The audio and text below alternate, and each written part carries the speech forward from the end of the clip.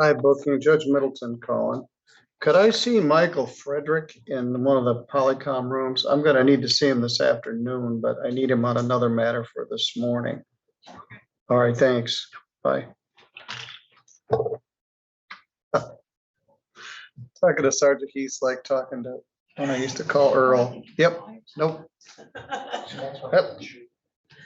Sergeant Chief Stark was a man of few words. That's Sarge.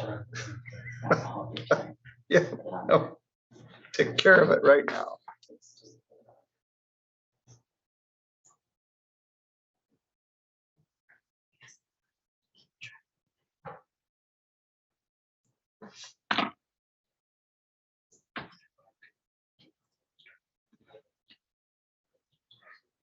We are on the record and we're on the live feed.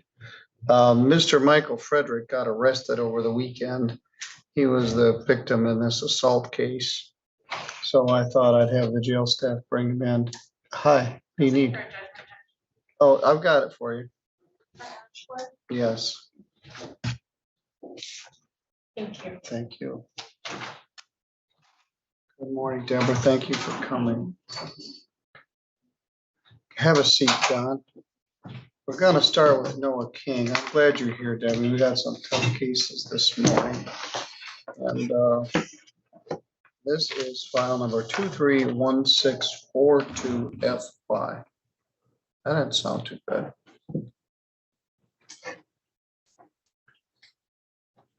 People versus Noah Allen King. Mr. Frederick, can you hear me? Yes, sir. All right, I'm gonna see you later this afternoon on the bond violation, but this is Noah King's sentencing on the case where he's alleged to have shot you with a pellet gun. So I figure as long as you were in jail, I'd have you brought in so you could see the proceedings, and if there's anything you want to tell me, I'll hear what you have to say. Okay? Yes, sir. All right, very good. This defendant was charged with assault with a dangerous weapon, assault with a pneumatic gun. It was reduced to aggravated assault. He has been in custody now for 28 days, and this is the time and date for sentencing. Mr. Bush, what would you like me to know? Mr. King shares with me that he's been living with his fiancee in Three Rivers, Michigan. He went through school through the 11th grade. Currently, he does not have driving privileges. He tells me that he is in good physical health and he's going to need to secure employment. When we first met, he told me his goals are to get a job, get a driver's license, and get a vehicle, and to eventually get a house. And certainly everything you'd want to hear from an individual.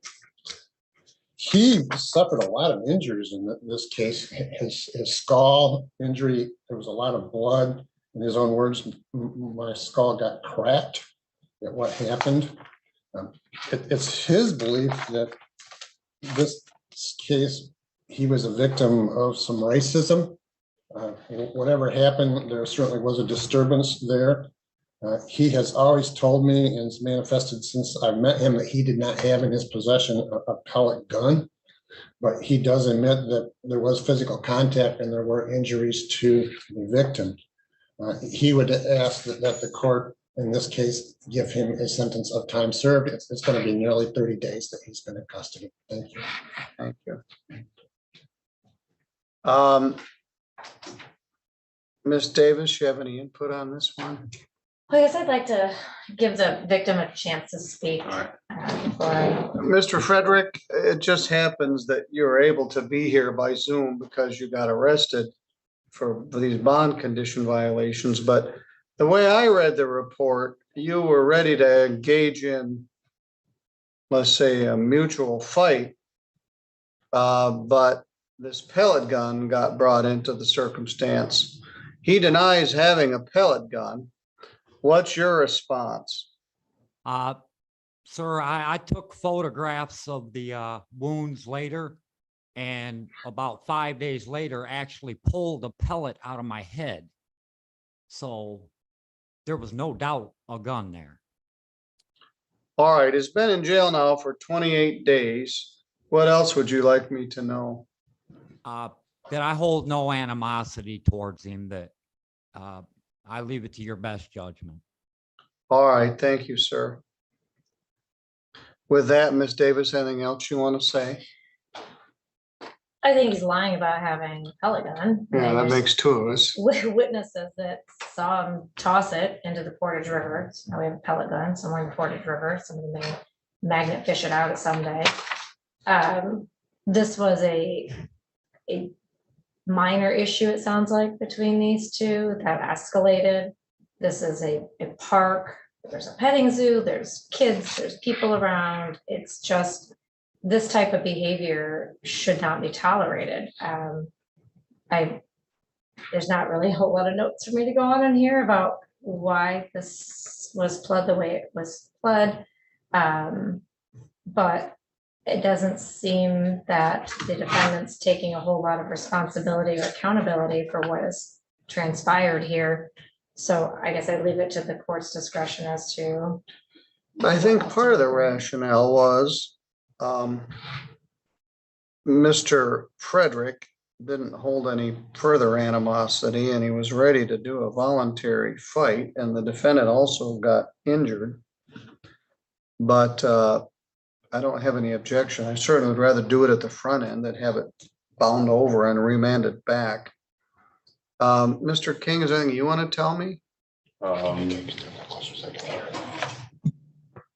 Just I don't hold a grudge, and that I leave it up to the court's best judgment. And I would also like to apologize for the altercation in front of the people that were at the park, as well as any children that may have seen anything, any type of gruesome type stuff. So I just really hope that, up to the court's best judgment, that I'm able to go home to my fiance. She's pregnant, and that's about it, just so I can get on with life. And I do apologize to the courts as well as the state of Michigan for my actions and what I did. That's all I can really say. All right. Mr. Frederick, did you have medical expenses? No, I did break a rib, but I didn't go do anything about it. All right.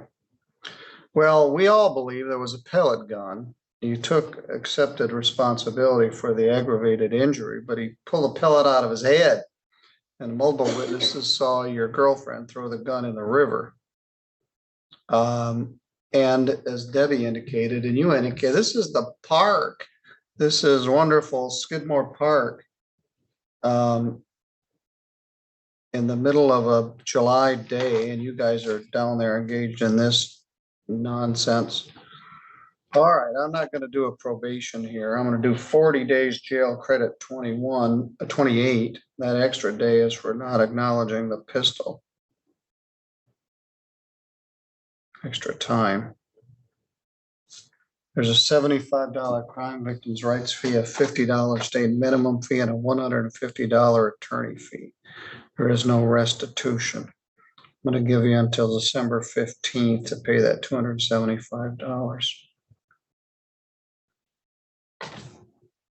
There'll be good time calculated in here, Noah. You'll probably be out in about 5 days, is my guess. But you got to do it one step at a time. You got to get a job. You got to get situated. You're about to be a father. It's time for you to leave this kind of nonsense behind. All right, you're good to go. Mr. Frederick, I'll see you later this afternoon on that other issue, but thanks for your input. Yes, thank you. Thank you, Jeff.